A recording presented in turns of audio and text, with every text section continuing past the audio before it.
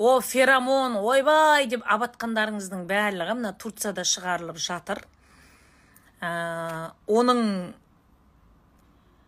$1 оның сатылу бағасы $1. Сізге 5-ін 10-ын қосып қойып, ойбай, бокс, феромон деп атыр, Ешқандай да оның төсекке қатысы жоқ нәрсе. Просто духи болды. 1-2 сағаттан кейін кетіп қалатын. Спирт ұшып кететін. А феромон деп айтылатыны, ойбай деп күйеуіңді елтесің, еліктіресің деп, любой әйелдің қалайтын нәрсесі солда. Сіздердің ана больной, ауыратын жерлеріңізден ұстап алды да, бұны сатып бастаған адамдар. Соны жапа тармағай алдыңыздар барлықтарыңыз. Мойындаңыздар.